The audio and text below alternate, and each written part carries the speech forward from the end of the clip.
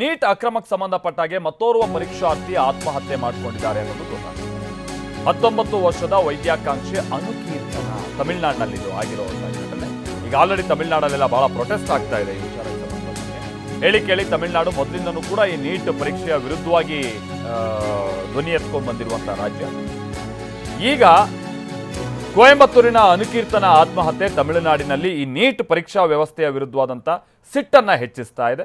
Neat ಆಕಾಂಕ್ಷಿಗಳ ಆತ್ಮಹತ್ಯೆ ಸಂಖ್ಯೆ ಈ ಮುಖ್ಯವಾಗಿ ದೇಶವ್ಯಾಪಿ ಹೇಳ್ತಾ ಇರೋದು 10ಕ್ಕೆ ಏರಿಕೆ ಆಗಿದೆ ಅಂತ ಹೇಳಿ ಗೊತ್ತಾಗ್ತಾ ಇದೆ.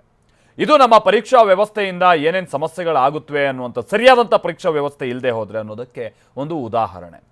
ಮೇಲಿನ ಮೇಲೆ ಈ ರೀತಿಯಾದಂಥ ಸಾವುಗಳು ದೇಶದಲ್ಲಿ ಈ ನೀಟ್ ವಿಚಾರಕ್ಕೆ ಸಂಬಂಧಪಟ್ಟಂಗೆ ಆಗ್ತಾ ಇರೋದು. ಯಾಕಂದರೆ ವರ್ಷನೂ ಕೂಡ ಈ ರೀತಿಯಾದಂಥ ಗೊಂದಲ ಆಗ್ತಾನೇ ಇದೆ ಪರೀಕ್ಷೆಗೆ ಸಂಬಂಧಪಟ್ಟಂಗೆ. ಈಗ CBSE ಬೇರೆ ಸೇರ್ಕೊಂಡಿದೆ ಇದಕ್ಕೆ ಸಂಬಂಧಪಟ್ಟಂಗೆ. ಇದು ನಮ್ಮ ಶಿಕ್ಷಣ ಸಚಿವರು ಅಂದರೆ ಧರ್ಮೇಂದ್ರ ಪ್ರಧಾನ್ ಸಂಬಂಧಪಟ್ಟಾಗಿನ ಅವ್ರಿಗೆ ಕೆಪಬಿಲಿಟಿ ಇದೆಯಾ ಅನ್ನುವಂಥ ಪ್ರಶ್ನೆಯನ್ನು ಅತಿ ಹೆಚ್ಚು ಮಾಡ್ತಾ ಇದೆ. ಜೊತೆಗೆ ಸ್ಟೂಡೆಂಟ್ಸ್ ಎಷ್ಟೊಂದು ಒತ್ತಡದಲ್ಲಿದ್ದಾರೆ ಅನ್ನುವಂಥದ್ದನ್ನು ಸೂಚಿಸ್ತಾ ಇದೆ. ಆದರೆ ಇದರ ಅರಿವೇ ಇಲ್ಲದೆ ರೀತಿಯಾಗಿ ಓಡಾಡ್ಕೊಂಡಿದ್ದಾರಲ್ಲ ಇವರು, ಇದು ಬಹಳ ಬೇಸರದ ಸಂಗತಿ.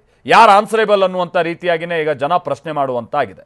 ಇದು ಕನಿಷ್ಠ ಅವರು ಹೊಣೆ ಹೊತ್ತು ರಾಜೀನಾಮೆ ಕೊಡುವಂಥದ್ದು ಬಿಡಿ, ಕಿತ್ತು ಬಿಸಾಕಬೇಕಾಗಿತ್ತು ಇಷ್ಟರ ಒಳಗಾಗಿ. ಯಾಕಂತಾರೆ ಆ ಮಟ್ಟಿಗಿನ ಆಕ್ರೋಶ, ಆ ಮಟ್ಟಿಗಿನ ಗೊಂದಲ, ಸುಮಾರು 25 ಲಕ್ಷ ಸ್ಟೂಡೆಂಟ್ ವಿಚಾರವಾಗಿ ಆಟ ಆಡ್ಕೊಂಡು ಬರ್ತಿದ್ದಾರೆ ಇವರು.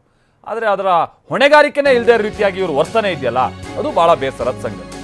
ಇದೆಲ್ಲದರ ನಡುವೆ ನಿರ್ಬಂಧವನ್ನು ಪ್ರಶ್ನಿಸಿ ಟೆಲಿಗ್ರಾಮ್ ಹೈಕೋರ್ಟ್ ಮೊರೆ ಹೋಗಿದೆ.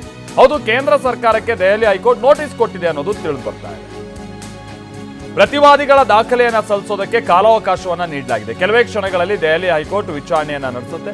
ಮಧ್ಯಂತರ ಪರಿಹಾರವನ್ನು ಟೆಲಿಗ್ರಾಮ್ ಕೋರಿದೆ. ಕಾರಣ ಅಂತಂದ್ರೆ ಟೆಲಿಗ್ರಾಮ್ ಈ ಆ್ಯಪ್ನಲ್ಲೇ ಬಹಳ ಪೇಪರ್ಗಳೆಲ್ಲ ಲೀಕ್ ಆಗ್ತಾ ಇದೆ ಅಂತ ಹೇಳ್ಕೊಂಡ್ಬಿಟ್ಟು ಅದನ್ನು ಬ್ಯಾನ್ ಮಾಡಲಾಗಿದೆ.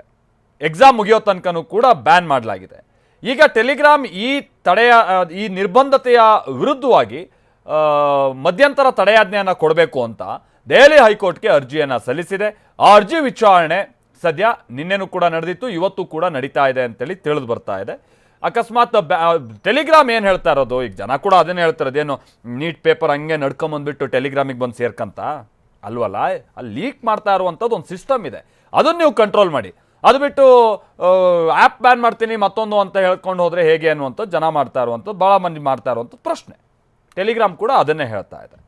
ಬಟ್ ಫೇಕ್ ಪೇಪರ್ಸ್ ಎಲ್ಲ ಹರಿದಾಡ್ಕೊಂಡು ಜನರನ್ನ ಗೊಂದಲಕ್ಕೆ ದೂಡ್ತಾ ಇದೆ. ಹಾಗಾಗಿ ಮಾಡಬೇಕಾದಂಥ ಅನಿವಾರ್ಯತೆ ಇದೆ ಅಂತಲೂ ಕೂಡ NTA ಹಾಗೆ ಕೇಂದ್ರ ಸರ್ಕಾರ ಹೇಳ್ತಾ ಇದೆ.